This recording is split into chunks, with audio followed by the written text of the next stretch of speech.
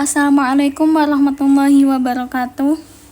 Perkenalkan, nama saya Marisa Rifkoh dari kelas 1C dengan nomor induk 240701601005. Di sini saya akan menjelaskan tentang perkembangan moral anak awal dan gaya pengasuhan orang tua. Yang pertama yaitu perkembangan moral anak awal menurut Piaget. Heteronomous morality atau tahap perkembangan moral yang terjadi pada anak-anak usia 6 hingga 9 tahun. Dalam tahap berpikir ini, anak-anak menghormati ketentuan-ketentuan suatu permainan sebagai sesuatu yang bersifat suci dan tidak dapat diubah karena berasal dari otoritas yang dihormatinya. Anak-anak pada masa ini yakin akan keadilan imanen, yaitu konsep bahwa bila suatu aturan dilanggar, hukuman akan segera dijatuhkan. Mereka pun percaya bahwa pelanggaran diasosiasikan secara otomatis dengan hukuman, dan setiap pelanggaran akan dihukum sesuai dengan tingkat kesalahan yang dilakukan oleh seorang anak, dengan mengabaikan atau kesalahan itu disengaja atau kebetulan. Jadi pada tahap ini yaitu anak-anak merasa dirinya jika melakukan suatu kesalahan akan dihukum. Contohnya ada seorang anak berusia 5 tahun yang melakukan kesalahan, ia pun takut akan dihukum. Kemudian yaitu perkembangan moral anak awal prakonvensional menurut Koldek merupakan tingkat terendah dari penalaran moral. Pada tingkat ini, baik dan buruk diinterpretasikan melalui reward atau imbalan dan juga punishment atau hukuman. Jadi pada tahap ini hampir sama dengan tahap yang tadi, yaitu diimplementasikan dengan imbalan kalau seorang anak melakukan sesuatu yang baik dan juga hukuman bila anak-anak melanggar. Tahap ini dibagi menjadi dua, yaitu moralitas heteronomus, yang kedua yaitu individualisme tujuan dan pertukaran instrumental. Tahap 1 yaitu tahap moralitas heteronomus. Pada tahap ini, moralitas individu terkait dengan takut pada hukuman. Mereka melihat aturan dan tindakan yang baik atau buruk berdasarkan konsekuensi yang ada. Individu pada tahap ini cenderung mematuhi aturan untuk menghindari hukuman. Mereka memiliki pemahaman moral yang sangat terbatas dan hanya berfokus pada diri sendiri. Yang tahap ini tuh biasanya terjadi pada anak usia balita. Mereka cenderung mengikuti apa yang dikatakan orang tua mereka dan akan menghindari pelanggaran. Yang tahap kedua yaitu individualisme tujuan dan pertukaran instrumental.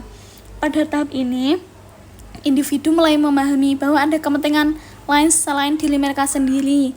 Mereka mulai memahami pentingnya menghargai kebutuhan dan keinginan orang lain, meskipun masih berorientasi pada keuntungan pribadi.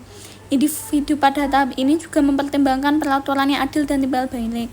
Pada tahap ini, anak akan mulai menyadari bahwa mereka harus juga membantu orang lain, mulai bersosialisasi dan lainnya. Yang kedua yaitu saya akan menerangkan tentang gaya pengasuhan orang tua atau parenting style. Gaya pengasuhan orang tua adalah suatu bentuk sikap orang tua untuk mendidik anak di dalam keluarga. Sikap orang tua tersebut meliputi pemberian aturan-aturan, hadiah, hukuman, dan juga menunjukkan otoritas orang tua, dan juga memberikan perhatian dan tanggapan terhadap anak. Ada 4 jenis gaya pengasuhan orang tua. Yang pertama yaitu gaya pengasuhan autoritatif. Yang kedua gaya pengasuhan authoritarian, yang ketiga gaya pengasuhan permisif, dan yang keempat gaya pengasuhan neglectful parenting. Yang pertama yaitu authoritarian, adalah gaya yang membatasi dan menghukum, di mana orang tua mendesak anaknya agar mengikuti pengarahan mereka, serta menghormati pekerjaan dan jerih payah mereka. Orang tua ini menempatkan batasan-batasan dan yang tegas pada anak mereka, serta tidak memberi peluang kepada anak-anaknya untuk bermusyawarah. Pengasuhan otoritarian diasosiasikan dengan anak-anak yang secara sosial tidak kompeten. Pada pengasuhan ini, orang tua cenderung memberikan selayaknya batasan terhadap anak mereka, seperti tidak boleh melakukan ini, tidak boleh keluar jam 9 malam. Pada tahap ini, pada gaya pengasuhan ini, anak-anaknya cenderung memiliki sosial yang buruk karena memiliki batasan-batasan yang diberikan oleh orang tua mereka.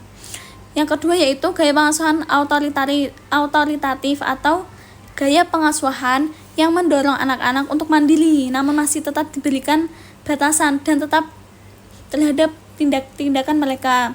Mereka masih mengizinkan musyawarah verbal. Mereka juga hangat dan mengasuh anak-anaknya. Anak-anak autoritatif diasosiasikan dengan anak-anak yang secara sosial kompeten. Biasanya pada gaya pengasuhan ini, orang tua akan mendorong anak untuk mandiri, jadi masih diberikan sedikit kebebasan dan juga memberi sedikit peraturan yang baik. Misalnya, kamu boleh keluar tapi hanya sampai jam 9 malam, atau kamu boleh ikut les ini tapi hanya 2 les. Biasanya anak dalam pengasuhan ini memiliki sosial yang kompeten. Yang ketiga yaitu gaya pengasuhan neglectful parenting. Adalah gaya di mana orang tua sangat tidak terlibat di dalam kehidupan anaknya mereka. Anak-anak yang orang tuanya lalai mengembangkan perasaan bahwa aspek-aspek lain dari kehidupan orang tua lebih penting daripada mereka. Banyak anak-anak yang kurang memiliki kendali diri dan tidak mampu menangani independensi secara baik. Mereka seringkali memiliki harga diri yang rendah, tidak matang, dan mungkin terasing dari keluarga. Pada remaja mereka mungkin memperlihatkan pola-pola membalas. Pada gaya pengasuhan ini, orang tua cenderung memberikan kebebasan yang sangat-sangat keras. Maksudnya, mereka tidak memberikan aturan apapun kepada anak mereka. Biasanya, si anak ini akan memiliki pola kebebasan yang terlanjur besar, seperti suka membolos, tidak pernah mengikuti aturan orang tua, dan lain-lain. Yang terakhir yaitu gaya pengasuhan indulgent parenting, yaitu gaya pengasuhan di mana orang tua sangat terlibat dengan anak-anaknya namun kurang memberikan tuntutan.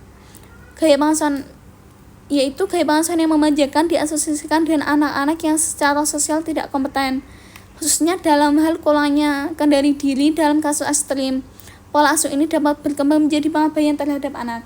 Nah, ini biasanya seperti memanjakan anak, yaitu saat terlibat. Contohnya, orang tua akan benar-benar tidak memberikan tuntutan, tapi juga memberi banyak saat terlibat terhadap anak-anaknya. Terima kasih. Wassalamualaikum warahmatullahi wabarakatuh. Makasih dan mohon maaf apabila ada salah. Wassalamualaikum warahmatullahi wabarakatuh.